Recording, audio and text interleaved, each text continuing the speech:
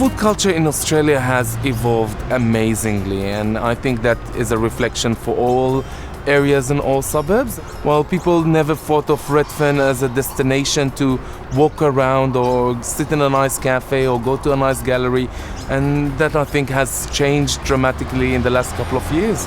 I started as a kitchen hand when I was 14. All I wanted is to buy shoes.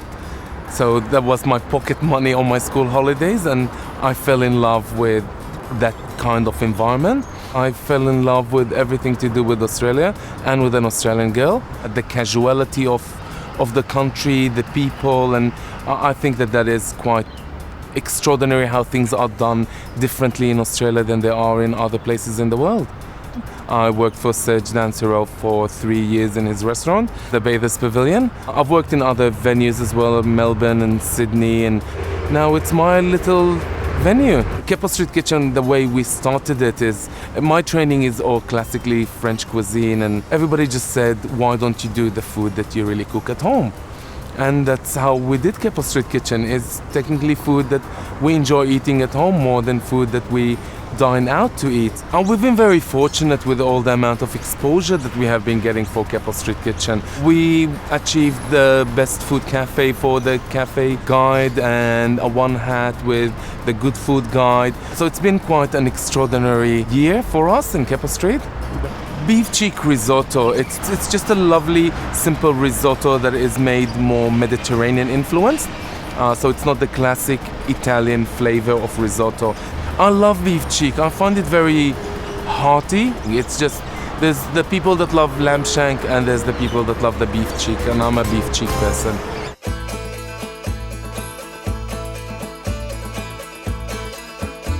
Why I chose beef cheeks is it's a secondary cut. It's fantastic for pressure cooking, slow cooking, and with the pressure cooker it just really helps you to have the same result of a slow cooking with the shorter period of time. So the beef cheek, what is nice about them, they have this beautiful texture to them. It's quite different than other cuts like a lamb shank that are as well very suitable for the pressure cooking or the slow cooking. So what I'm doing, I'm just cutting it a little bit smallish just that it can fit into the pressure cooker. I'll put it on the sear function and warm it up for a bit before. So probably a couple of minutes would be fantastic. While I'm waiting for that to heat up, I'll just season it with a little bit of sea salt and a little bit of cracked pepper just to get an extra flavor into my cheeks. So all you just need to do is just let them color really beautifully on the one side, and then you can flip them to the other side. If you flip the meat too fast, what it happens is that will not allow to see all the flavors inside your beef cheek. Use a beautiful, good beef stock. It's always very, very important. It's the ingredients that you use. Do your own beef stock, freeze it, or buy from a good deli shop, a fantastic brand, and that will really help to improve the flavors of the dish that you're trying to do. I'm using the eggplant relish that has a lot of spices and a lot of vegetables into it. That's why I'm not adding any vegetables at the first stage. Now that it's seared, I'm just adding the stock onto it. And now all we need is to turn it to the pressure cooking function.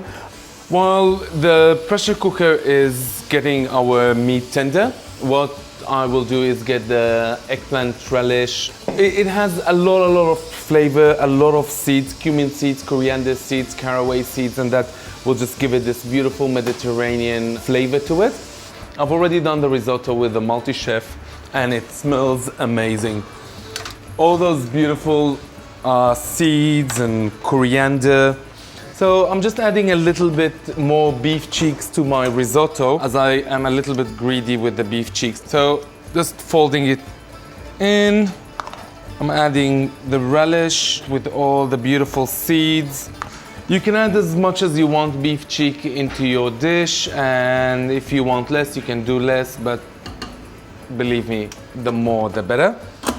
We love bringing the kitchen out to the customer, so we're serving it in a small pan. You can always add an extra drizzle of olive oil on top of it if you wish, or extra more herbs or extra more relish, and we'll have a taste of it.